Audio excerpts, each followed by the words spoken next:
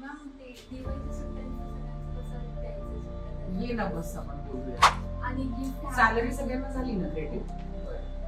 आणि gift hamper पण विचार करत होती की आपणच बनवायचं दिवाळी एक आठवड्यावर आली ना, 2 आठवडे नेक्स्ट वीकच आपल्याकडे राहिलं. परत आपल्याला लिस्ट पण करायची, आपल्याला कोणाकोणाला म्हणजे डेव्हलपर्स आणि त्यांची जी सेल्स टीम आहे त्यांना पण आपल्याला गिफ्ट आपण दरवर्षी देतो. तर कसं प्लॅन केलेलं आहे, काय स्टाफसाठी कसं? स्टाफसाठी मी विचार करते की आपण वेगळं काहीतरी युनिक करायचं. बरं. दिया वगैरे आणि सोप जे असतं ना ते मोती बरं. सोप वगैरे एखादी त्याच्यामध्ये स्नॅक्स वगैरे असं काहीतरी वेगळं करू शकतो. अजून काढलं नाहीये. So मी विचार करते की स्वतः जाऊन चेक करून बरं. वेगळं करावं.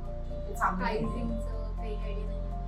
ठीक आहे ना, त्याचा आपण एक एस्टिमेट काढू आणि त्याप्रमाणे करू. आणि डेव्हलपर्स आणि त्यांच्या टीमला म्हणजे डेव्हलपर्सला एक चांगलं ड्रायफ्रूटचं प्रत्येक साईट कडनं, तू ज्ञानेश्वरकडनं घेतलंय मी त्यांच्याकडनं अशोककडनं स्टाफची पण घे दोन्ही, आणि रत्नदीपकडनं ब्रिझिओची घे. त्याच्याशिवाय मग आता सुट्ट्यांचं कसं करते, कारण साईट्स तर आपल्या सगळ्या चालू मी राहिल्या पाहिजे. ऑलरेडी त्यांना सांगितलंय हेडला की त्यांच्या टीम सोबत डिस्कस करा बरं. आणि कोण कसं घेते अल्टरनेट 3 डेज आपण पेड लिव्ह देणार.